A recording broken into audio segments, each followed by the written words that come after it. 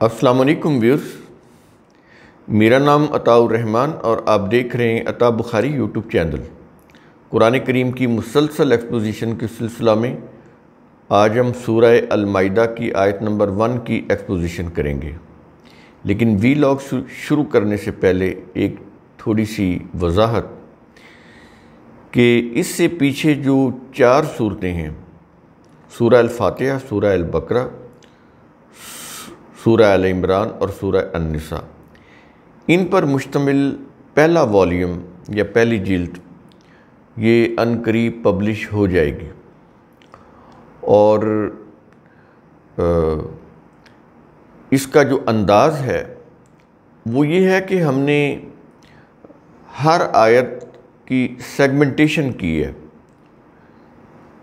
ہر آیت کو چھوٹے چھوٹے میننگ فل حصوں میں تقسیم کر کے اس کی ٹرانسلیشن کی ہے، باقاعدہ ٹیبل بنا کے اس کے رائٹ سائڈ پہ عربی اور اس کے لیفٹ سائڈ پہ اس کے بالکل سامنے اسی رو میں اس کی ٹرانسلیشن اردو میں۔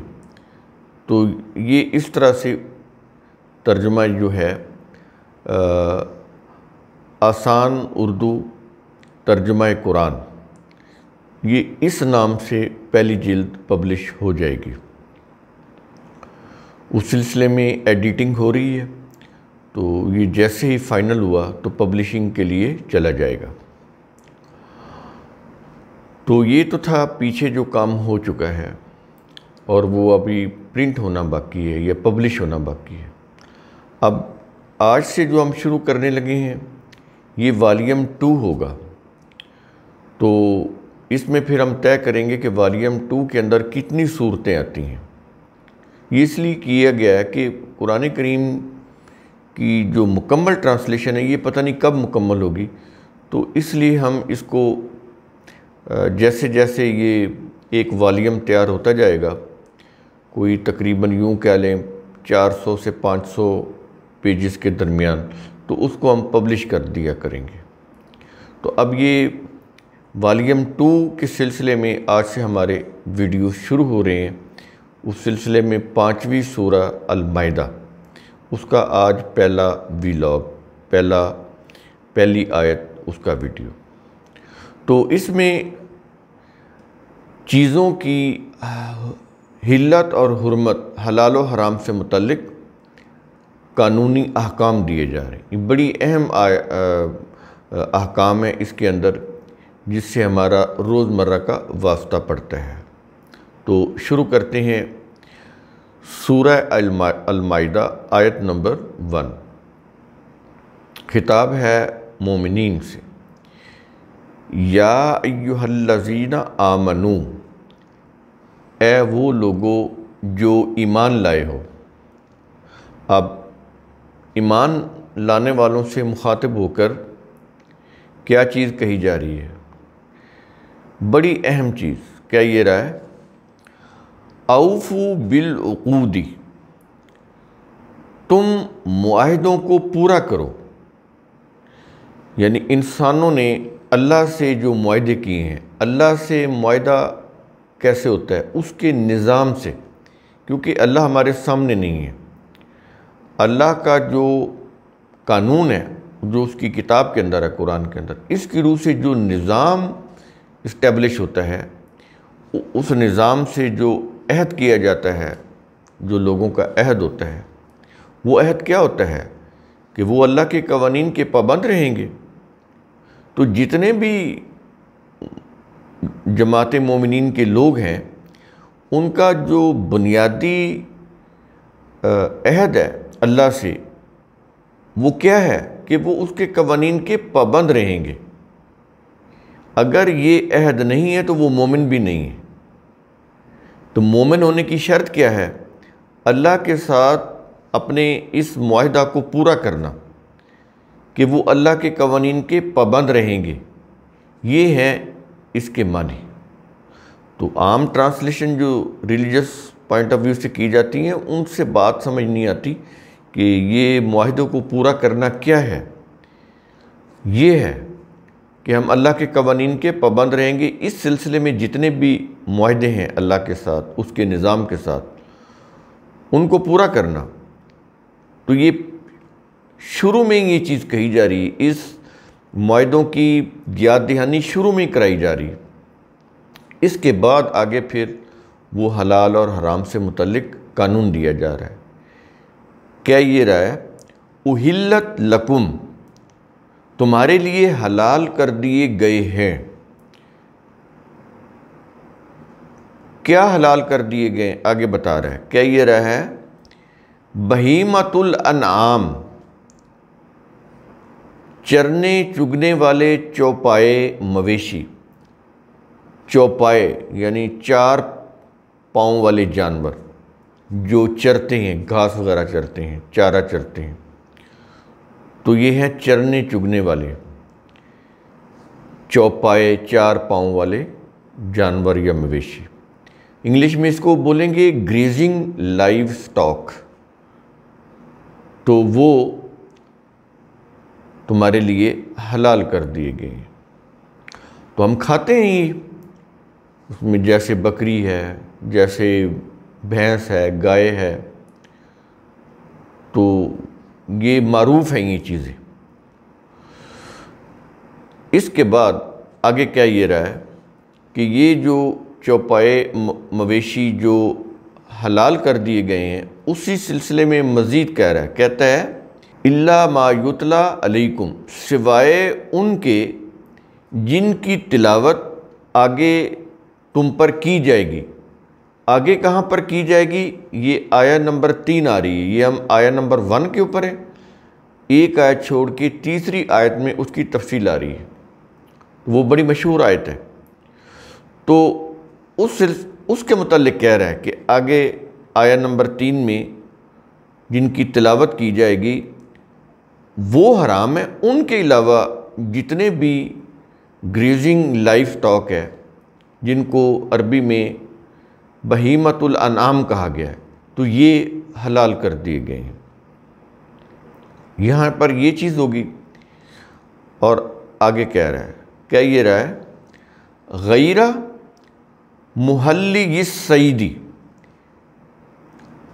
شکار کو حلال جاننے والے نہ ہوں. یعنی یہ مومنین سے خطاب ہے نا، کہ وہ شکار کو حلال جاننے والے نہ ہوں. یعنی تم شکار کو حلال نہ جانو. کس صورت میں شکار کو حلال نہیں جاننا یا کس صورت میں شکار کرنا منع ہے، تو آگے بتا رہا ہے. وہ حالت جس میں شکار نہیں کیا جائے گا. ویسے شکار جو ہے وہ جائز ہے، لیکن جس میں وہ منع کیا گیا ہے، جس حالت میں، آگے وہ بیان کر رہا ہے. کیا یہ رہا ہے؟ وَأَنْتُمْ حُرُمٌ، یہ حرمن کا لفظ ہے. جب کہ تم حرمن کی حالت میں ہو. یہ حرمن کیا ہے؟ اس کا ہم نے ترجمہ نہیں کیا. یہ بہت ساری حالتیں ہو سکتی ہیں، جیسے حج کے دوران. تو حالت حج میں، کیونکہ اس میں شکار کرنا منع ہے، یعنی جب حج پرفارم کر رہے ہوتے ہیں تو اس میں اس کے مناسک حج ادا کرتے ہوئے بہت ساری حالتوں میں ہم گزرتے ہیں مناسک حج ادا کرتے ہوئے. تو اس دوران وہ یہ کہہ رہا ہے کہ شکار نہیں کرنا، شکار کرنے سے منع کیا گیا ہے. تو یہ ہے حالت حرمن، اس میں شکار نہیں کرنا. یہ کچھ کہنے کے بعد آگے یہ کہہ رہا ہے کہ آیت کا اختتام ہے، ان اللہ یحکم ما یرید، بلا شبہ اللہ جو چاہتا ہے حکم دیتا ہے. اب یہاں پر یہ جو ہے نا کہ یحکم ما یرید، جو چاہتا ہے حکم دیتا ہے، تو اللہ تو چاہتا ہی انسانیت کی فلاح ہے. تو جتنے بھی اس نے احکام دیے ہیں وہ انسانوں کی ویلفیئر کے لیے ہیں. اس میں اس کا ذاتی فائدہ نہیں ہے. تو اللہ کا جو چاہنا ہے وہ کیا ہے؟ انسانیت کی فلاح. تو انسانیت کی فلاح کے لیے وہ جیسے چاہتا ہے، جو چاہتا ہے، حکم دے دیتا ہے. تو جب وہ انسانیت کی فلاح کے لیے وہ حکم ہوتا ہے تو اس لیے پھر انسانوں پر لازم ہے کہ وہ اپنی فلاح کے لیے اس حکم کی تعمیل کریں. یہ چیز ہے ساتھ کی. تو اس میں یہ جو لفظ حرم ہے اس کا ترجمہ وہ کرتے ہیں حالت احرام. تو یہ چونکہ ایک مذہبی اصطلاح ہے احرام کی، اس لیے ہم نے اس کو حرم کو اسی طرح ہی رہنے دیا ہے، لیکن بریکٹ کے اندر وضاحت کر دی ہے کہ حالت حج میں اس میں شکار کرنا منع ہے، کیونکہ قرآن کے جو الفاظ ہیں وہ اسی طرح رہیں اور ان کا مفہوم سمجھا دیا جائے، یہ ہے صحیح طریقہ. ورنہ اگر وہ ٹرانسلیشن کی جائے جو مذہب کی روح سے کی گئی ہے تو وہ پھر ایک ریلیجس چیز بن جاتی ہے. تو اس سے ہم بچنا چاہتے ہیں، کیونکہ جب احرام کی بات کریں گے تو وہ مختلف ہے. اہل سنت کا اور طرح سے وہ تھوڑا سا فرق ہوتا ہے اس میں، وہ پھر ایک فرقے کی چیز آ جاتی ہے. اس میں کسی ایک فرقے کا کندھا جو ہے وہ ڈھکا ہوتا ہے، دوسرے فرقے کا کندھا جو ہوتا ہے وہ ننگا ہوتا ہے، اس کے اوپر ان کا اختلاف ہے. تو ہم نے کوشش یہ کی ہے کہ کوئی اختلافی بات اس کے اندر نہ آئے. ہم یہ نہیں کہ اس کو منع کر رہے ہیں، نہ وہ ہمارے کہنے سے منع ہوں گے.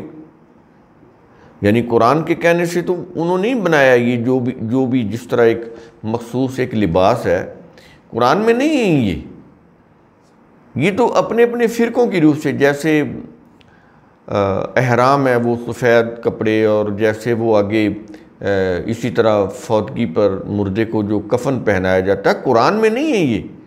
یہ مذہب کی روح سے چیزیں بنائی گئی ہیں. تو اس لیے ہم نے کوشش کی ہے کہ ان سے بچا جائے.